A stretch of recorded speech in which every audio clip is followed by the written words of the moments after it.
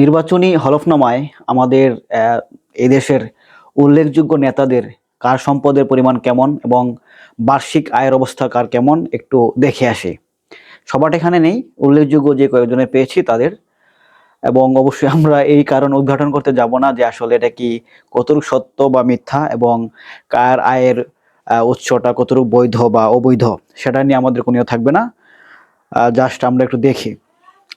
প্রথমে যদি বলি, জামায়াত নেতা গোলাম পারওয়ার, ওনার বার্ষিক আয় হচ্ছে 4.5 লাখ টাকা এবং মোট সম্পদের পরিমাণ 1 কোটির বেশি, মানে 1 কোটি থেকে উপরে আর কি।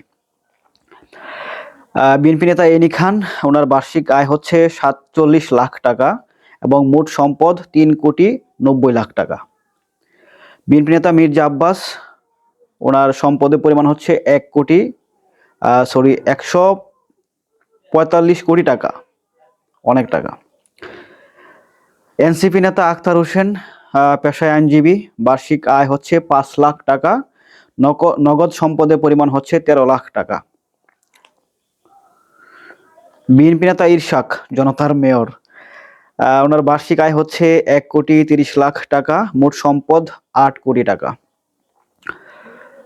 সাবেক শিবির সভাপতি শফিকুল ইসলাম মাসুদ, ওনার বার্ষিক ওনার এমনিতে কোনো জমি জমা নেই, পারিবারিক ঋণ হচ্ছে 4.5 লাখ টাকা।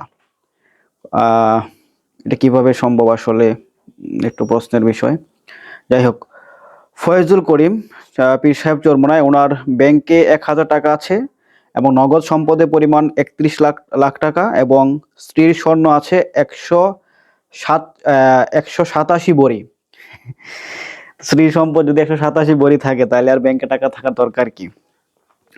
হান্নান মাসুদ, এনসিপি নেতা, তার বছরে আয় হচ্ছে 6 লাখ টাকা এবং স্থাবর কোনো সম্পত্তি নেই।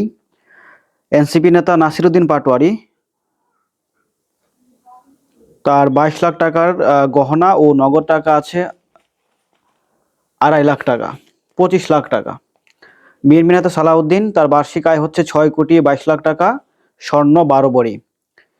নাহিদ ইসলাম, বাড়ি গাড়ি নেই, মোট সম্পদের পরিমাণ 32 লাখ টাকা, তবে তার বার্ষিক আয় অনেক বেশি।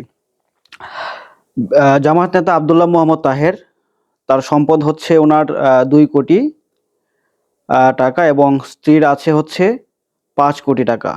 সরি, এখানে একটু কারেকশন, ওনার সম্পদের পরিমাণ হচ্ছে 2.25 কোটি টাকা এবং ওনার স্ত্রীর আছে হচ্ছে 5.5 কোটি টাকা। স্ত্রী অনেক বড় লোক।